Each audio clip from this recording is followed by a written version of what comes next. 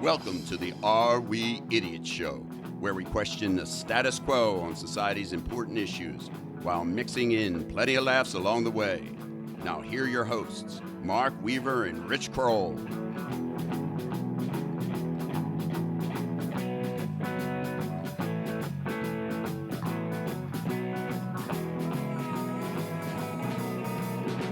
Hello again, everyone, and welcome to another edition of the Are We Idiots Show. We are your host, as always, Rich Kroll and Mark Weaver. Mark Weaver, one of my favorite people, at least in Delaware County, Montgomery County. And we have you're gonna recognize that voice from the intro. He's here again in studio to help us with as a subject matter expert. You know, some people, Rich, they're nuclear physicists. They're computer cybersecurity experts. They may be all kinds of Chris Mooney in the studio today to share his wisdom on Seinfeld. I mean, who else in this world, this planet, has the wisdom about Seinfeld than Chris Mooney? Well, it's funny you should say that, Mark. Can I call you Mark? You can call me Mark. Grammy, Chris Mooney, Grammy, has a million names. Him and I just took a 100 Seinfeld quiz test. 100 question. 100 question. Thank you for helping me. I got 44 wrong. He got 4 wrong. So he is truly a SME, as we say in the business, subject matter expert. And it is an honor, I got to say. He's our second-time guest. Yes, he is. Although I was thinking it's either an honor or sad because we've only had 5 guests before that. I had nothing better to do. And his other episode was mental health. So he's got mental health and Seinfeld covered. I'm the idiot savant. Is that what it is? But anyhow, Richie, we almost forgot. We always do the tip of the day. And do you have a tip of the day, Rich, before we hear from Chris? Do I have a tip? Okay. So, folks, the dreaded lantern flies from China are now upon us.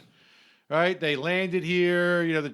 Besides China stealing our technology secrets and affecting the election, they are also planting the lantern flies. They got them here in 2014. It's taken them 5 years to get to Pennsylvania. Our yard's flooded with them. So here's what I want to tell you, folks. Kill every one of them with a passion. They're these grayish-black, big-looking beetle things. When they open their wings, they're red and demonic-looking. No natural predator. That's the key. Because they taste like crap. So raccoons and cats and other birds. How do you know what they taste like? Because I did a study with animals. They're horrible. So predators don't eat them. And I'll tell you what though. Here's how you got to kill them. And here's the tip of the day. So they have these legs. They jump like crickets, and they're almost like helicopter. They jump and then they fly. If you try to kill them from behind, they'll get away from you. So you got to come in front very slowly in the front of their face and then kill them. But they'll get away sometimes. When they land, they're tired, so you have a better chance of killing them. But I also want all you Christians out there that aren't supposed to kill anything, kill these with a passion. It is Beelzebub in a bug, and they'll eat all your trees, plants, fruits, and gardens. We had a idiot of the week one time that tried to kill bugs with a flamethrower or a torch, right? And he burned down his parents' house. Do not use a flamethrower. Use a sneaker or a fly swatter. I just like the fact you said when they land, they're tired. That's just great. I've actually learned that you can't sneak up on them. You actually have to go up to them quickly and get them quickly. If you try to hover over them, they'll go. They have to stamp quickly. One or the other. Right. Very quickly, or you hover over their head, and they're so dumb. The reason why I said they get tired, because they're like bumblebees. Their bodies are too big to fly, so after they have even a couple feet, they get tired when they land. Kill the lantern flies, everyone. Even if you're not if you're listening to this in another section of the country that doesn't have lantern flies, go out and find some and kill them. All right, folks, make sure you listen. Make sure you go to our website, areweidiots.com, go to supporting listeners, and sign up as a patron. We'd love to have more patrons, and just go to our website. It's right there, the Patreon link. There's bronze, silver, platinum, and we have several patrons, and we'd like to have some more. So please consider that to support our show. As I mentioned earlier, we have in studio Graham Mooney or Chris Mooney. And Graham, welcome again to the studio. And appreciate that. When we got the idea to do the Seinfeld episode, there was only really one person that I know that could possibly I use the term encyclopedic knowledge. You have encyclopedic knowledge of Seinfeld. So explain to the listeners before we get into it, how did this come about? You seem to know every detail of every episode, every name of every guest. It's just amazing. But why did Seinfeld become so important to you? Well, I saw the very first episode. It was in the summer. And I saw the first episode, and I actually told you and my sister Mary Ellen about the show. And I just love the show. I find it foolishly funny and, Irreverent, very. So if you had to guess, how many Seinfeld episodes total have you seen? Because obviously you've watched all of them multiple times. I've seen every one. Yeah, Well, but he means how many times? how many times do you think you've watched total? 20. Of Each episode 20 times. each, right. And yet you can't find that one. You can't find the one called Puerto Rican Day Parade. It's called Puerto Rican Day. They don't put it up anymore? They don't put it on anymore because they thought it was too irreverent when Kramer, by accident, lit the Puerto Rican flag on fire and then put it on the ground and stomped it out. But it wasn't being irreverent. It was, of all the things we're going to talk about, of all the things that they did, they were the anti-PC show. Correct. And it seems like that would be kind of a weird line to draw with the Puerto Rican flag being burned. yeah, Seinfeld slept with a different girl every other week. So among many other things. Right, So did correct. George. What's amazing to me is a show like that. I don't know if it would be allowed to be on TV today with our definitely protected world because everyone would be in college would be running the safety That's zones. right. You can't hurt anyone's feelings. That's exactly why I thought that this episode would be good for our show because we are questioning the status quo. And let's face it, we did the PC episode a few weeks back. Personal computer? Political correctness. And Seinfeld was the exact opposite of that. They took on ethnic stereotypes. They took on religion, all religions. They made fun of it. They took on homosexuality when it wasn't really a thing. Masturbation, abortion, special needs people. They made fun. Well, almost made fun of. There was all kinds of stuff. So anyhow, we're going to talk about that. We're going to first do Idiot of the Week. And at the end of the show, we're going to each reveal our favorite Seinfeld episode. It's really hard to pick one favorite, but we all are going to pick one favorite and tell the listeners why it was our favorite. So we'll start with Idiot of the Week. Richie, you will lead us off. Who is your nominee for Idiot of the Week? Per usual, I go to my favorite idiot state, which I may live in someday, Florida, who just has an abundance of great weekly candidates. Lucy Bailey was arrested at a Fort Walton Beach, Florida gentleman's club. So why is she in a gentleman's club? That's the first question. I like her already. I knew you would. After they found her in the men's bathroom, so why is she in the men's bathroom? Maybe she's trans. Maybe. Doing cocaine off a toilet seat. Local deputies... Was she in an airliner? Maybe licking it? Maybe this is her sister or cousin. Local deputies were conducting a security check on the club. Why are they doing a security check at a strip joint? There's so many parts of this story. Wink, wink. They're doing a security Exactly. check. That means they had no warrant. Or they were there for fun. During the security check, they saw Bailey's feet were facing the toilet at an unusual position. And when they knocked on this door, she came out immediately shouting with a rolled up $1 bill in her hand, "It's not mine," as she looked back into the stall. Bailey admitted to deputies that she bought the cocaine for someone else at the club who was supposed to consume it. However, the person never showed up, so she didn't know what to do. She didn't want to waste it. She's being conserving stuff. So Bailey's now facing felony cocaine possession charges. Way to go, Bailey. Oh, where'd that come from? Grammy, who is your... You win, evidently. Hey, you win. I'm a winner. Who is your idiot nominee? Well, my idiot of the week is a bungling felon from Washington State. He made a series of blunders when he shot himself in his testicles and tried to hide the weapon, all while storing drugs in his anus. Wait.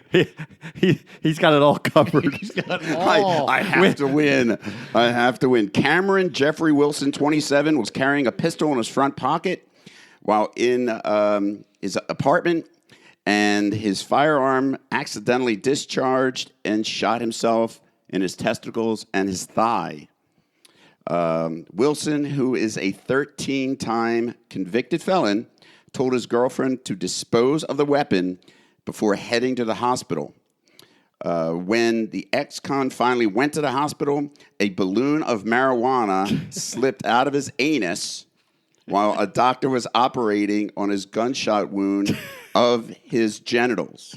You can't make this stuff up. Cops also arrived at the hospital when alerted of the gunshot wound and searched Wilson's car, and they discovered a bag of meth in the blood-stained jeans he was wearing when he shot himself. The officer issued a warrant for his arrest, and he turned himself in on April 18th. As he was being processed in the Justice Center, Wilson was strip searched, of course, and another balloon of marijuana slipped from his anus, the paper said. While in jail, Wilson made a number of calls to his girlfriend and asked her not to speak to the investigators working on his case. Authorities were listening on those calls. So what caused the balloon to fill up coming out of his anus? It didn't fill up. It had marijuana in it. I thought maybe he had a gas problem as well. No. Well, first of all, he's in the state of Washington. Marijuana is illegal. Someone should talk to him. You don't need to hide stuff that's legal. I mean, the heroin or the meth in the car, Right, yeah. marijuana is legal. In that state right? of Washington, yeah, it it's is. legal. He doesn't have to Seattle's hide one of that. the biggest cities for. Maybe he just licks marijuana in his ass. That could be. Maybe it gets you higher if you do it that way. All right, that's going to be tough to beat, Graham. That is but tough. but I might have one for you here, Rich. This will be particularly interesting to you.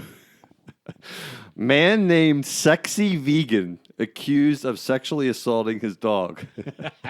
Sexy Vegan may have taken his love for animals a little bit too literally. The California man who legally changed his name to Sexy Vegan has been charged with sexually assaulting his dog, according to authorities. Vegan, born Hansel Marion DeBartolo III, I would have changed my name to Sexy Vegan as well. was busted in West Hollywood Thursday over a video he posted on social media showing inappropriate behavior with a pit bull. He posted it. With a pit bull. With a pit bull. Pit bull. Detectives found the video on social media and the suspect performing the acts of bestiality. 2 dogs were removed from Vegan's home by animal control officials. The 37-year-old man, who has his new name tattooed on his face, was charged with 1 misdemeanor count of sexual assault on an animal and posting obscene matter. Here's Sexy Vegan. Here's a picture. Yes. Now, oddly enough, I was going to choose this man. I was truly going to choose this man. Rich has to describe him for the audience, but he looks quite unstable, and obviously he is. He looks like the skin on his face has been pulled back and stapled behind his neck. By the way, that's an awful tattoo. If he paid for that tattoo, he can barely even see it. It's horrible. The skin's a bad. You guys hit me with almost 2 equal idiot stories. How much weed fell out of his anus? Well, or how much were his testicles in danger with the pit bull? Right, a pit bull. Wouldn't you choose like a pug or a chihuahua? So you're Or the maybe judge, a celery Richie. stalk if you're a vegan. I mean, I don't even. Yeah, what does vegan have to do with this? So those are your 3 nominees, Richie. But my guess is it comes down to your 2. 2 blow mine away. I got to say, No pun intended. no, none intended. I'm going to set a precedent. This is my first tie ever. I cannot separate these 2. I'm going to send 50 cents to the strip joint in Florida, and I'm going to send 50 cents. No, not the strip joint. That's out. It's the guy who shot his balls off. Oh, mine's out. I'm going to send 50 cents to the strip joint just because I feel bad for the girl who was doing cocaine on the toilet seat. I'm going to send 50 cents to the guy who blew off his testicles with balloons of pot coming out of his butt. With meth waiting in the car. And by the way, I want to see that girlfriend because she's picked a winner. And he left his bloody jeans in the car, so he took his pants off before he walked went into in. the The hospital. story can only get worse. And then the guy, I mean, there's Sexy Vegan. That's a great Let's name. use his real name. SV for short. Tattoos on his face. I mean, it's just, you can't make this stuff up. Oh, my goodness. Can you imagine you ask, like, who are you going to for your accountant? Sexy Vegan is my accountant. That's who my accountant is. Sexy Vegan. Or my dog trainer. Or my lawyer. or my lawyer. My dog trainer. My dog trainer. My dog came back from training walking bow-legged. Sexy vegan. Oh, God. Can you please present the defense of and your first witness? Sexy vegan. Oh my goodness! All right, so let's move on to Seinfeld. There'll probably be more laughs here, but as we talked about in the intro, Seinfeld was an iconic television series for you youngins out there. When you used to, this is an on-demand podcast, and everything now is on demand. Obviously, Netflix and HBO Go and Amazon Prime and all the young people. This is all they do. They watch TV on demand. They don't watch real TV anymore. And this is actually proven. The Emmy Awards were a couple weeks ago. It's the first time ever that a broadcast television show didn't win an Emmy. All the Emmys were given out to streaming services and content providers. So it just tells you the shift away from what used to be called appointment television. And when us three of us were younger and in the late 80s and 90s, the appointment television was Seinfeld. It was Thursday night. It was Thursday night, NBC. It was the number one show in its sixth season and its ninth season. It was the number two show almost all the other from 94 to 98. So it was like only in the first two seasons where it wasn't in the top five. But it was an iconic television show. You literally had your schedule for the week and you said, okay, I have to be in front of a TV. It seems ridiculous today with all the DVRs and everything, but you had to be in front of the TV. There was no reruns until the summer. So if you wanted to see the Seinfeld episode within a 6-month period, you had to be in front of your TV. And so it was an amazing show, and we're going to reminisce a little bit about that today on the show. By the way, Netflix just bought the rights for Seinfeld, and they didn't disclose the amount, but several other shows have gone. The syndicated rights were for $500 million, and everyone knows that Seinfeld was much more than that. Larry David and Jerry Seinfeld are each worth close to $1 billion, and they got more coming because this will go on forever. So they think the Seinfeld franchise is worth over $3 billion. So iconic show. Graham or Rich, any comments on what the show meant to you when it was on before we talk about specifics of the episodes and scenes and what have you and characters? Yeah, we were talking about releases in life, getting away from the daily grind of your job or other stresses or, family issues, financial issues, physical issues, whatever. That was a time where you got to put everything on hold and you looked forward to it. Oh, yeah. Because it was so crazy and the characters were so outlandish, yet everybody could identify somehow with one of them or some situation they ran into. It was just the best mix of different, funny, unique, diverse characters. And even Elaine, right? I don't want to sound sexist, but there's a heck of a lot more funny comedians and males out there historically than women. Right. Elaine made me laugh. Oh, Elaine, of course.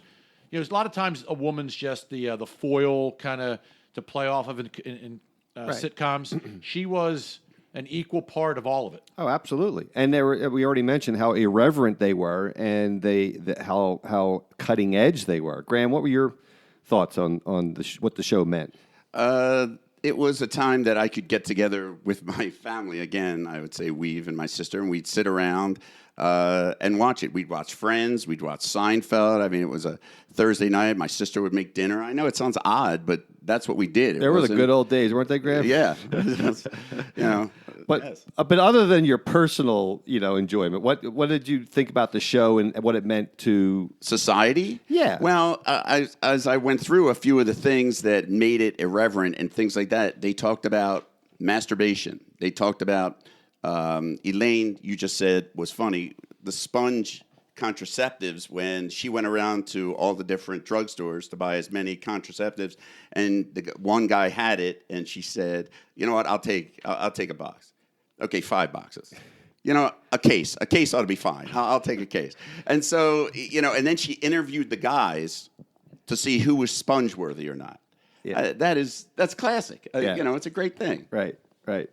So what we're going to do, and we don't really rehearse on this show, so we're just going to go around and we're going to talk about, and we're going to alternate some favorite scenes and or sayings, and kind of what set up the saying.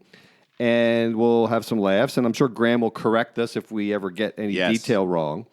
But Graham, you're the guest, so I'll let you start. Give me one of your favorite sayings. You already mentioned one with the Spongeworthy, but give me one of your other sayings or scenes or lines that you think are just classic and represent Seinfeld. One of my favorite scenes is when Jerry is trying to court a Native American girl.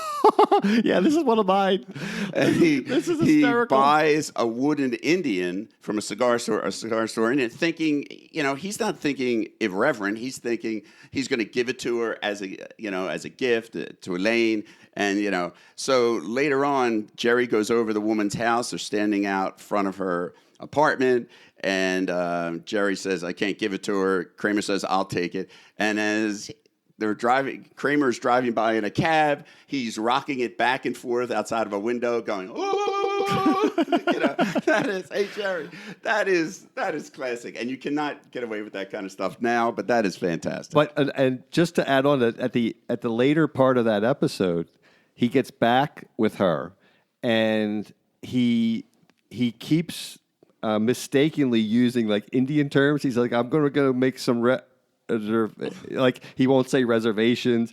Indian giver, right? Indian giver, the scalper. The scalper, and he said he almost says Indian giver, and she catches on, and she's like, "Did you mean to say Indian giver?" He goes, "I'm not familiar with that term." And he turns to ask about a restaurant, and he says, "Oh, there's a mailman. Excuse me, sir, you must know where a good Chinese restaurant is." And he turns around, and it's an Asian guy, and he goes, "Why must I know, sir? You're honorable, sir."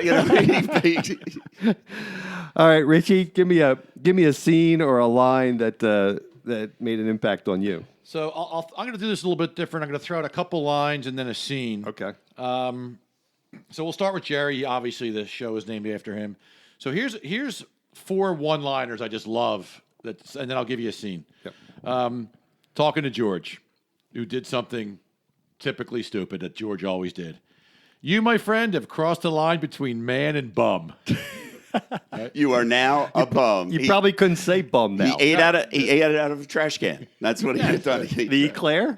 Yes, the eclair. It was hovering over like an angel. That's what these guys were always dating and breaking up, dating and trying to figure out how to get out of things. And Jerry says, breaking up is like knocking over a Coke machine. You can't do it in one push. You have to rock it back and forth a few times, and then it goes over. That is correct. Then he's having lunch or dinner with a girl, and he orders a salad, and then he says, "Oh my gosh, I made a bad food choice. Salad. What was I thinking? Women don't respect salad eaters." And now that was 25 years ago, right? That was a big deal. Today, everybody eats salads, and they're sexy vegans. They're sexy, right? Okay. One other quick one. This one I love because I know some people that do this. Who goes on vacation without a job? What do you need? A break from getting up at 11 a.m.? And then I think this is one of the most iconic scenes in Jerry's history for many reasons. It may not be his funniest, but it really hit a chord with the crowd and a lot was written about it. So it goes like this. Jerry, on the phone, answers the phone. This isn't a good time. Telemarketer. When would be a good time to call back, sir? Jerry, I have an idea. Why don't you give me your home phone number and I'll call you back later? Telemarketer. We're not allowed to do that. Jerry, oh, I guess because you don't want strangers calling you at home. Well, now you know how I feel. Class hangs up the phone. Hysterical. Absolutely great. My first dialogue / scene was, and Kramer is definitely not my favorite character, but he had a lot of funny parts. And it's the scene where Kramer has started working at a company, and they don't know that he's working there. And then they finally find out, and he had submitted a report to the boss, and the boss calls him in, and here's the way the boss goes. Mr. Kramer, it's almost as if you had no business training whatsoever. I can't make any sense of what this is. And he goes, we just can't continue, we're going to have to let you go. And Kramer looks at him and says, but I don't even really work here. And the boss says, that's what makes this so hard. And he says, I'm just trying to get ahead. I'm just trying to get ahead. He's not getting paid, and they still don't want him there. Graham, your next one? I like if you've ever seen the one where Elaine is trying to figure out if she is dating a black guy. Have you ever seen that? So Jerry says, so how's it feel to be dating a black guy? He says, he's black? Now, let's keep in mind, they don't say African-American on the show. So let's get it, I don't want to hurt anybody's feelings. You're quoting. Correct. Yeah. And so, and George says, I don't think we should be talking about this. Should we be talking about this without him here? And then she finds out, and Elaine says, you're not black? And the guy says, well, you're not Spanish? And she says, I guess we're just a couple of white people, huh? Yeah, do you want to go to the Gap? Sure. And they grab the coats and they walk out. So they were just a couple of white people that were disappointed they weren't dating somebody exotic. Correct. You remember the similar theme? Do you remember when George had to find some black friends to try to impress his boss at the Yankees? And he has the termite guy. Yes, the exterminator. Richie, your next one? I'm going to rattle off a couple lines. Okay. I only have two. Here's two from Elaine. I'm not a lesbian. I hate men, but I'm not a lesbian. And then this is a great one. What evidence is there that cats are so smart anyway? Huh? What do they do? Because they're clean? I am sorry. My Uncle Pete showers 4 times a day, and he can't count to 10. So don't give me hygiene. Now, my Kramer ones I want to rattle off are, what would make a great coffee book? Coffee table book? A coffee table book about coffee tables. Yes. Remember he spent the time and he had, it was a photography book with different coffee table examples on each, right? Right. There was different episodes related to whitey-tighty underwear, jockey underwear, and no underwear at all. And it's funny how he went back and forth with some of this. Kramer did. That's correct. And the one time they were talking about underwear, and he said, I need secure packaging of jockeys. My boys need a house. That's correct. Right? And then another time, he tried not wearing underwear, and he said, he walks in all happy, and Elaine and George and Jerry are there. And he says, I'm out there, Jerry, and I'm loving every minute of it. And then they were like, what do you mean, Kramer?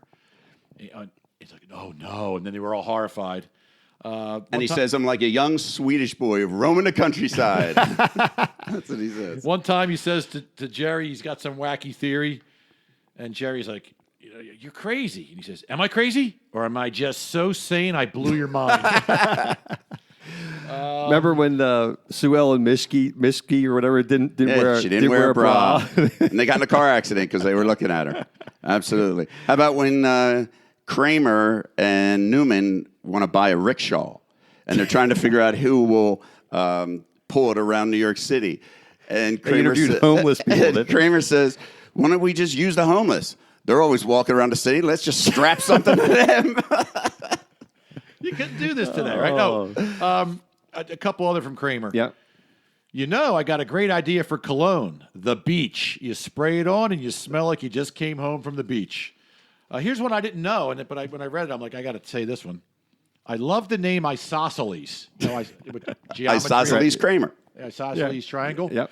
He says, if I had a kid, I would name him Isosceles Kramer. And this is classic. Of course, George would name his kid 7 after Mickey Mantle. Very good. And then Kramer's trying to give his coordinates or directions over the phone to where he is, and he's like, I'm on First and First. How can the same street intersect with itself? I must be at the nexus of the universe. How about when Kramer and George have to go by a wheelchair because George parked in a handicap spot and this woman got hurt? So they go to the store and the guy says, this is the Cougar 9000. It's a Rolls Royce of wheelchairs. It's like you're almost happy to be handicapped. Yeah. All right, so my next scene I want to highlight is the character Tim Watley, right? Who is Bryan Cranston from Breaking Bad theme. Which, by the way, listeners, Seinfeld's my number one best show ever, but a close second is Breaking Bad. Totally different show, but Breaking Bad's unbelievable show. But Bryan Cranston was on Seinfeld multiple times as the dentist Tim Watley. And a particular episode I think is so funny is he converts to Judaism. I don't know if you remember this or not, but he converts to Judaism and he starts telling Jewish jokes. Because he can get away with it, right? Because he can get away with it because he's Jewish, right? And Jerry doesn't like this, right? So Jerry's in the chair, and Jerry confronts him about it, and Tim Watley says, Jerry, it's our humor that sustained us for 3,000 years. And Jerry's like, it's 5,000. He goes, all the better, right? He goes, nurse, give me a stickle of fluoride. I love that. I love that episode. But guess what else came from that? Right? So Jerry's all PO'd, so he starts telling dentist jokes. Right. Yeah. Right? And that's when, The Bob. famous line, Yeah. you're an anti-dendrite. Anti-dentite. Dentite. Anti-dentite. And then Robert Wagner comes in at the end of the episode. They're in the wedding scene. And Robert Wagner comes in, and he sits in front of Jerry, and Jerry taps him on the shoulder, and Robert Wagner turns around real annoyed. And you can probably give me the quote, Graham, but he basically says, I'll kick your ass, you anti-dentite bastard. If this wasn't my son's wedding day, I would kick your ass, you anti-dentite bastard. Yes. But so, yeah. What's your next one, Grammy? How about when Kramer and his small friend Mickey are going to? Is that correct? Is that okay to say? Small person, Or little midget. person? No, I wouldn't say that. Seinfeld would They have said. did. Oh yeah, he said midget. Yes. And Kramer and him go, and they're doing. They're acting at different hospitals. They're acting out different illnesses. And Kramer walks in and says, "Well, I got gonorrhea." That's what they gave me. And George goes, "They? The government?" How about when George makes up a Christmas gift? The Human Fund. Money for people. And Jerry says, "That's a real thing?" He goes, "Made it up." So, how about can you spare a square when dealing with The toilet scene. the toilet seat? The girl is in there, Elaine's in there, right? Yes. The sea was angry that day, my friend, like an old man sending back soup at a deli. George says that when he was going in to save the whale that was in the water because Jerry had told an old college friend of theirs that George had turned into a marine biologist. Or an architect. He always wanted to be you knew I always wanted to pretend to be an architect. That's what George says. Richie, do you have anything else, or should we move on to favorite characters, both main character and guest character? Do you have? I have a couple more. Or you want to lines I highlight? wanted Okay, so I yeah. have a bunch of. For me, the funniest of them all was George because he's just your typical frustrated, underachieving, short, fat, bald, guy that his perspectives were so insane. He's the guy I like the most, and I got a bunch of good ones from him. So, Fire away. all right, when one of his girlfriends broke up with him, you're giving me it's not you, it's me routine. I invented it's not you, it's me. Nobody tells me it's them, not me. If it's anybody, it's me. Then explaining, he's in a conversation about divorce, and he says, yeah, divorce is very difficult, especially on a kid.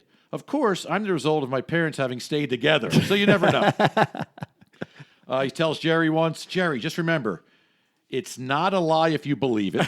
Exactly. That's a great one. That The is a lie great detector. one. That's Yeah. a great one. Another great one. I love a good nap. Sometimes it's the only thing getting me out of bed in the morning. And then this could be this The might crescendo? be my favorite Crescendo? episode. So I'm going to hold off one. Okay. Then how about I've driven women to lesbianism before, but never a mental institution. Correct. When you look annoyed all the time, people think you're busy. This woman hates me so much, I'm starting to like her. I can't stand kids. Adults think it's so wonderful how honest kids are. I don't need that kind of honesty. I'll take a deceptive adult over an honest kid any day. Nice. And then here's an iconic, I believe this is like his iconic moment. George. His soapbox. George's soapbox, which led to a whole show from this premise. He's talking to Jerry after another bad run of bad luck. Or maybe self-imposed bad luck, too.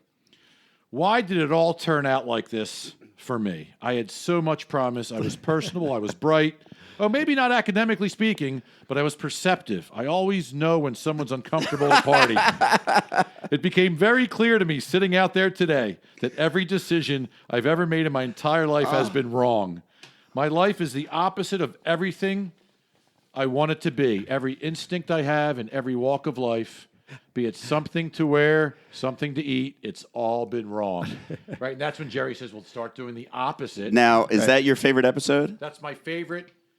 George.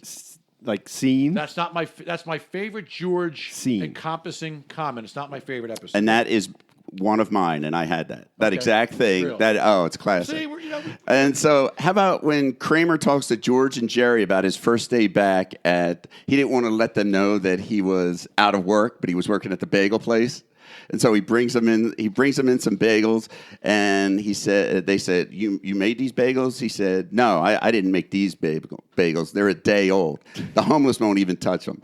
We try to fool them by putting a few fresh ones on top, but they dig. They test. and that is, they're like tearing at them. Like that kind of thing. It's, it really is Did you have a favorite character?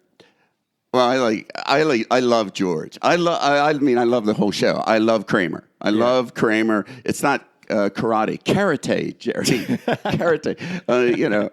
And then he's Do you have any practicing iconic things from Kramer? I mean, you probably have tons of them. Kramerica? Kramerica Industry. Right. He's gonna now. I want you to be there when I drop that ball of oil out the window, and he throws a giant ball of oil. How about it's hideous, yet I cannot look away. Correct. He's being painted, which, as you know, your brother had a poster in his bathroom, and I had that in my house also. How about like when Elaine says, this is an embarrassing situation of a person in my position. I am an associate. And the waitress comes over and says, hey, I'm an associate too. And George goes, yeah, I'm an associate also. And she just looks down, shaking her head, So Kramer's your favorite? I'd absolutely say so. Jerry says he's dating a Romanian, and he says, I have nothing in common with her. What am I going to talk to her about? Ceausescu? And Kramer just goes, what? He can't pronounce it. So anything, he's just an idiot, and I like that. So my favorite is also George, and I have some lines that I remember. So obviously, one of his more famous is the jerk store is the line, and jerk store is the line. The funniest part of that is not necessarily when he delivers it; it's when he's arguing with Jerry and Kramer and Elaine that is a good line. Yeah, that's it. Even though they're telling him it jerk isn't. store. Jerk store is the line. and then he delivers the jerk store called, and they're running out of you, and no one laughs. And he ends the scene by saying, I slept with your wife. And he says, she's in a coma. Oh, she's in a coma. That was one. You got to set that up even better because the whole thing starts at eating shrimp at the conference table. Right, yeah. And he's not paying attention to the conversation. He's just stuffing his mouth like he's going to the chair eating shrimp. And then the one guy turns and says, the ocean called. Hey, We're George, running out of the shrimp. ocean called. We're running out of shrimp. So George is all embarrassed. And then he goes back and comes up with, after strategizing, for a week, when he finds a little bit of a sliver of an opportunity. Yeah. Well, the jerk store called. They're running out of you. That's a couple other real quick ones because we got to move on. But obviously the shrinkage episode that was hysterical. Yes. I was in a pool.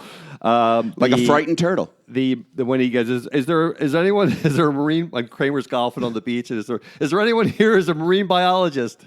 And that's when he delivers the line, the sea was angry, my friend.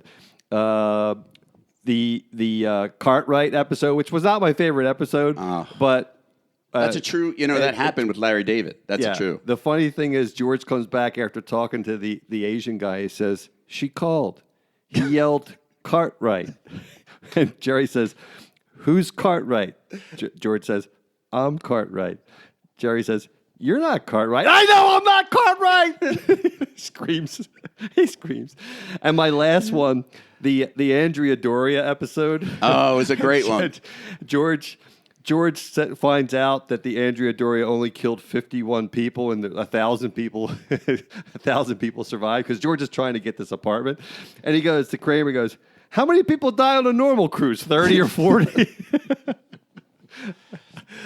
All right, famous episode or famous character that wasn't a main character, like a guest character. I'd love to hear who your favorite guest character was. I have one. Oh, wow. Go ahead, Rich. Well, I have to think about this. I guess he was kind of a main character because he was in many episodes, but he was also, Newman. Okay, yeah, he's a He's a main character. He's a main character. I would consider him a guest. But I mean, a couple of. He's not the main four. But we get one of the, the all-time best sayings with "Hello, Newman." "Hello, Jerry." Right. And That's to this in our day, lexicon. sometimes when you see somebody, you're like, "Hello, Newman." Right. If you're trying to be. What did you like about Newman specifically? He was just so sniveling and just so creepy, and I had one of his lines written down where he says, "Real serious," because he's a mailman, right? Right. And he says, "Just remember, all serious, when you control the mail, you control information." Right? But some of the, I don't know if I could pick one favorite episode, but I wrote down a bunch, and we hit on some of them. Famous one-word or two-word sayings that are in our everyday lexicon. Go for it. All right. Well, you mentioned Spongeworthy, so we know what that's about. How about low talker and close talker? Absolutely. We use that all the time. In fact, we called Barb's, one of our guests recently, on the Political Correctness Gone Amok episode, a low talker. Yeah. Right? Yada, yada, yada might be the most famous. Right. You can expand on that for me. No soup for you. No soup for you. Yes, yada yada. His girlfriend yada yada yada through all the important parts of sex with her ex-boyfriend, though she's dating George. We went out to dinner, had some drinks, went back to the apartment. Yada yada yada. I'm really tired. I'm really tired. How about Serenity Now? That might be my favorite because That's- and you just answered my favorite. He might be my favorite character. Frank George- Costanza. Frank George Costanza. is- Frank Yeah. Costanza absolutely is great. Putty. Putty's great. mine. Putty's Yeah. mine. Yeah. And I have a quote from Putty. This is the scene is Elaine says there's a problem. Elaine says is there a problem that I'm not religious? And Putty says it's not a problem for me. I'm not the one going to That's hell. right. Are you religious? Yeah, that's right. That's what he says. And then later on in that episode, he and Elaine are getting counsel from a Catholic priest. And at the end of the scene, Elaine makes a devil face, Yeah, right. and so does the priest. Yeah. Hysterical. No, we're not getting married or anything. We're Yeah, just having just a good having fun. time. A couple regifting, right? That's Correct. part- Absolutely. Close talker. Yep, close talker mentioned that one. Double dipper when George at the funeral Oh yeah, yeah. double dips into the whatever dip that was. How about he gets caught. Festivus? Think about Frank Costanza, Festivus. Correct. And does everyone know what Festivus is? Oh yeah. Yes, the aluminum pole has a good strength to weight ratio. That's what he says when he explains it. It's the airing of grievances. Yes, airing of the grief. I got a lot of problems with you people. And by the way, Rand Paul, I had to get some libertarian in here on this episode. Rand Paul does that every year, the airing of grievances. So make sure you follow Does he have a him poll? on Twitter. He's a libertarian, by the way. Yes, but does he have a pole? Master of my domain. Yes. How about that one? Your Manzier, Yes, or the bro. Junior Mint, Mulva, Yes, Dolores. Dolores. You remember that one, Graham? He can't remember her name, but it's got to do with a body part. So they just keep going over different names, and Mulva is Mulva. Mulva. Yes, All right, so we're gonna conclude with our Hoochie Mama. Hoochie Mama. Hoochie Mama.